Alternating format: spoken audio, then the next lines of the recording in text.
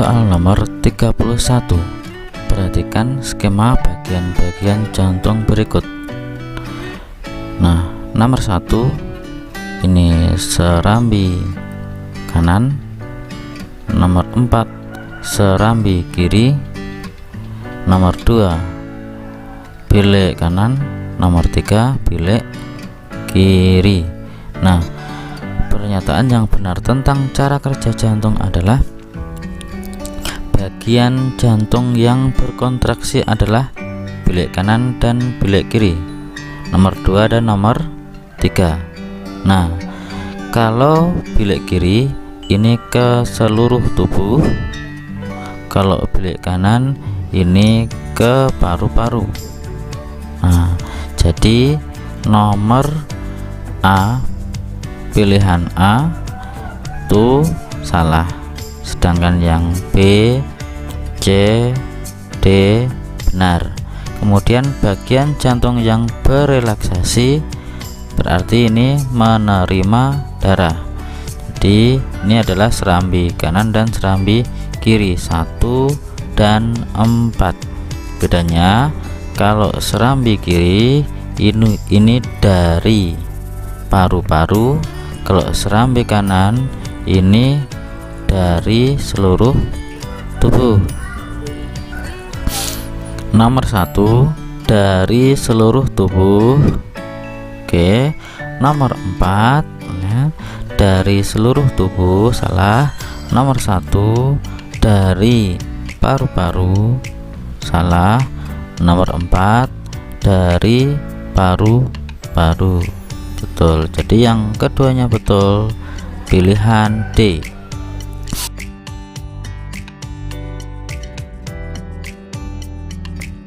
Nomor 32.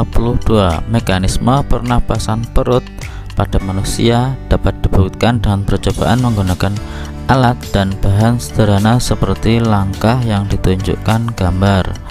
Perhatikan gambar 1, ujung balon karet ditarik ke bawah.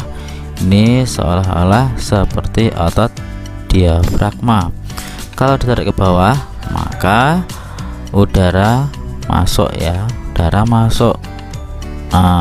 Kemudian pada saat gambar nomor 2, ujung balon karet dilepaskan mendorong keluar, ini udara keluar. Perhatikan gambar mekanisme pernapasan perut berikut. Nah, jadi yang gambar A, udara dari luar itu masuk, tulang rusuknya terangkat, diafragmanya turun. Nah, kemudian yang B, udara keluar, tulang rusuknya kembali ke posisi semula, diafragmanya kembali ke posisi semula. Nah, tujuan percobaan yang benar berdasarkan gambar adalah titik-titik. Jadi ini sudah sesuai dengan yang satu tadi, ini sama dengan yang A, gambar A. Yang 2 sama dengan gambar B. Oke, jadi kita lihat jawabannya. Kita lihat yang A, 1 membuktikan mekanisme pernapasan pada gambar A disebut fase ekspirasi. Yang gambar 1 atau A itu kan udara masuk, berarti inspirasi, salah. Yang jawaban B2 membuktikan mekanisme pernapasan pada gambar A, salah. Yang 2 tadi gambar B. Yang C, 1 membuktikan mekanisme pernapasan pada gambar B, salah. Yang benar gambar A. Kemudian yang D2 membuktikan mekanisme pernapasan pada gambar B, benar, disebut fase ekspirasi. Nah, ini udara keluar itu disebut ekspirasi. Jadi jawaban yang benar adalah D. Nomor 33. Perhatikan kutipan dan gambar struktur kulit manusia berikut. Bagaimana fungsi keringat untuk menjaga agar temperatur tubuh tetap normal? Mekanisme untuk menjaga suhu tubuh melibatkan beberapa organ penyusun kulit. Jika temperatur tubuh atau lingkungan naik menjadi lebih panas, maka pembuluh-pembuluh darah di kulit akan melebar. Hal ini akan menyebabkan banyak darah mengalir ke daerah tersebut. Karena pangkal kelenjar keringat berhubungan dengan pembuluh darah, terjadilah penyerapan zat-zat seperti garam, air, dan sedikit urea. Selanjutnya, air dengan larutannya keluar dari kulit melalui pori-pori. Keringat yang keluar membawa panas tubuh sehingga temperatur tubuh tetap normal. Perhatikan gambar struktur kulit dan perhatikan nomor-nomor bagiannya. Bagian-bagian kulit yang berperan dalam mekanisme pada kutipan tersebut ditunjukkan oleh nomor titik-titik. Kutipan di atas tadi, yang pertama itu pembuluh darah, itu yang berwarna biru dan merah ini adalah pembuluh darah di nomor 2. Kemudian di kutipan ini juga terdapat disebut kelenjar keringat. Kelenjar keringat itu yang ini kelenjar keringat nomor 5. Kemudian ada pori-pori. Nah, dari kelenjar keringat kemudian ke atas, disinilah ada pori-pori nomor 3. Jadi jawabannya nomor 2, 3, dan 5. C. Nomor 34. Perhatikan kutipan dan gambar struktur ginjal berikut. Anuria adalah kondisi yang terjadi saat ginjal tidak bisa memproduksi urin atau kondisi di mana air kencing tidak bisa atau sulit dikeluarkan. Mengeluarkan air kencing adalah proses penting bagi tubuh agar bisa membuang sisa limbah dan cairan berlebih. Tanpa buang air kecil, maka sisa limbah, cairan berlebih, dan elektrolit dapat menggumpal dalam tubuh. Ginjal yang sehat umumnya dapat menghasilkan urin lebih dari 500 ml per hari. Namun, pada penderita anuria, produksi urin mengalami penurunan drastis, yaitu menjadi 0 sampai 100 ml per hari.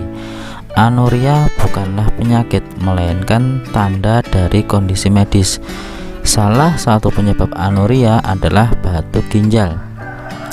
Batu ginjal merupakan kondisi ketika zat mineral di dalam urin mengendap dan menumpuk sehingga membentuk batu. Ukuran batu ginjal ada yang sekecil pasir hingga sebesar bola golf. Batu ginjal yang berukuran kecil bisa keluar dengan sendirinya melalui saluran kemih. Sementara itu, batu ginjal yang berukuran besar bisa menyumbat saluran kemih dan menghalangi keluarnya urin hingga terjadilah anuria. Perhatikan gambar struktur ginjal. Nah, pengendapan dan penumpukan mineral yang berakibat pada gangguan fungsi ginjal pada kutipan tersebut dapat terjadi pada bagian yang bernomor di sini. Ini adalah pelvis ginjal atau pelvis renalis atau rongga ginjal. Jadi nomor 1.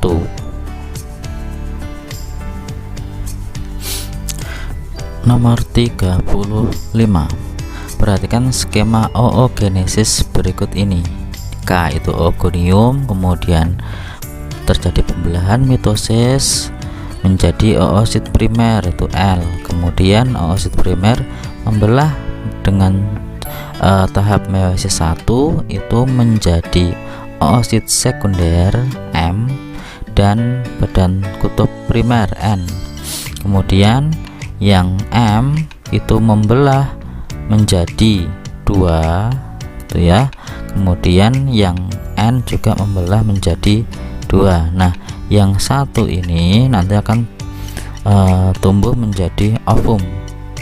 Nah, kemudian yang 3 ini kecil-kecil, ini adalah badan kutub sekunder atau O. Pernyataan yang tepat berdasarkan skema tersebut adalah apakah A, B, C, atau D? Nah, yang betul adalah D. Dalam peristiwa pembelahan sel tersebut, setiap satu sel induk hanya akan menghasilkan satu sel telur. Nomor 36. Setelah folikel ovarium melepaskan sel telur, Folikel yang telah kosong akan berubah menjadi korpus luteum. Struktur ini akan melepaskan hormon yang berfungsi mempersiapkan agar sel telur yang dibuahi dapat ditanamkan. Tetapi jika tidak terjadi pembuahan, korpus luteum akan menyusut dan diserap kembali sehingga seorang wanita akan mengalami menstruasi lagi. Ini perhatikan gambar sistem reproduksi pada wanita. Berdasarkan gambar tersebut, target kerja dari hormon yang dilepaskan oleh korpus luteum ditunjukkan oleh nomor titik-titik. Nah, hormon ini yang dilepaskan oleh korpus luteum itu adalah hormon progesteron yang berfungsi untuk menyiapkan rahim pada saat terjadi kehamilan. Jadi rahim atau uterus itu ditunjukkan oleh gambar nomor 4. Nomor 37, Risa mengamati jaringan penyusun organ batang tumbuhan teratai untuk dibandingkan dengan jaringan penyusun organ batang tumbuhan darat dengan menggunakan mikroskop. Salah satu hasil pengamatannya adalah pada kedua organ batang tersebut terdapat jaringan yang terletak dalam suatu berkas pembuluh. Sel-selnya mempunyai dinding yang lebih tebal. Pada batang teratai jumlahnya lebih sedikit jika dibandingkan dengan sel-sel yang berciri sama pada batang tumbuhan darat. Bisa memberi tanda X pada bagian tersebut di sini. Nah, jaringan yang diberi tanda X oleh Risa pada pengamatan tersebut adalah yaitu xilem. Jadi ini bagian yang di dalam, yang ini yang terletak di sini. Nah, yang berfungsi mengangkut air dan garam-garam mineral dari dalam tanah. Nomor 38 berikut adalah gambar rancangan percobaan untuk menguji fotosintesis. Ada 3 perlakuan. Yang pertama itu diletakkan di tempat yang terkena cahaya matahari langsung. Kemudian yang kedua ini terkena cahaya matahari langsung dan ditambah 5 gram NaHCO3. Kemudian yang ketiga ini diletakkan di tempat yang teduh. Nah, dari data hasil percobaan diperoleh perbedaan jumlah gelembungnya. Yang paling sedikit diletakkan di tempat yang teduh dan yang paling banyak adalah diletakkan di tempat yang seperti gambar nomor 2. Pernyataan yang benar berdasarkan data hasil percobaan tersebut adalah titik-titik. Jawabannya yang benar adalah D. Agar dapat dihasilkan gelembung gas paling banyak dibutuhkan cahaya matahari langsung dan penambahan NaHCO3. Karena fotosintesis memerlukan cahaya dan fotosintesis itu juga membutuhkan CO2. Supaya CO2 nya meningkat maka ditambah dengan NaHCO3, di mana di dalam air akan melepaskan CO2 sehingga dibutuhkan untuk fotosintesis. Soal nomor 39. Yanti ingin menyilangkan 2 varietas tanaman kacang arcis dengan perbedaan sifat seperti ditunjukkan pada tabel. Yang pertama ini perbedaan sifatnya dari warna bunga dan warna polong. Varietas A itu bunga warna ungu, polong hijau. Varietas B bunga warna putih, polong kuning. Perhatikan pertanyaannya. Pernyataan yang benar untuk persilangan yang dilakukan oleh Delon, bukan Delon, maksudnya ini adalah Yanti tadi ya, ditunjukkan oleh nomor titik-titik. Kita lihat pernyataan nomor 1. Persilangan tanaman kacang arcis yang dilakukan oleh Yanti merupakan persilangan dihibrid. Dihibrid 2 sifat beda. ini benar. Yang pertama, sifat yang pertama itu adalah dari warna bunganya, yang kedua dari warna polongnya. Jadi ini dua sifat beda. Kemudian nomor 2, fenotip yang disilangkan adalah tanaman berbunga ungu polong hijau dan tanaman berbunga putih polong kuning. Benar ya, ini namanya fenotip. Kemudian yang nomor 3, jika pada F1 diperoleh semua tanaman berbunga ungu polong hijau, maka sifat bunga ungu polong hijau adalah sifat dominan. Oke, benar. Yang keempat, jika pada F2 diperoleh 16 tanaman, maka sebanyak 4 tanaman berbunga putih polong kuning. Ini kurang tepat. Jika ada 16 tanaman, maka yang akan terjadi adalah, ingat perbandingan fenotip, karena yang dominan di sini tadi itu adalah ungu hijau, maka ini perbandingannya 9. Kemudian jika dibandingkan dengan ungu kuning, itu perbandingannya 3. Kemudian bunga putih polong hijau itu ada 3. Kemudian yang terakhir bunga putih polong kuning itu ada 1. Jadi kalau yang nomor 4 ini bunga putih polong kuning, putih polong kuning adalah 1. Jadi 1/16 dikali jumlah tanamannya 16, maka akan diperoleh 1 tanaman. Jadi nomor 4 salah, sehingga jawaban yang benar adalah 1, 2, dan 3. Soal nomor 40, Dimas ingin membuat roti bolu kukus. Sebelumnya ia telah membaca dengan seksama tips pembuatan bolu kukus berikut ini. Nah, Dimas membuat kue kukus dengan menggunakan jenis ragi, jumlah tepung, gula, garam, dan ukuran loyang seperti yang disarankan pada tips tersebut. Dimas menggunakan air panas untuk memudahkan melarutkan ragi. Barulah setelah larutan ragi dingin, kemudian dicampurkan ke dalam adonan. Adonan dibiarkan beberapa saat, kemudian adonan dikukus. Ternyata kue bolunya belum sesuai dengan harapan karena tidak mengembang alias bantat.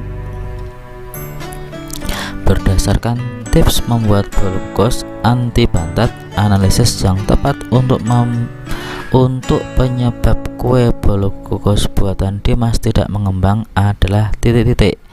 Jadi kesalahannya ada di sini.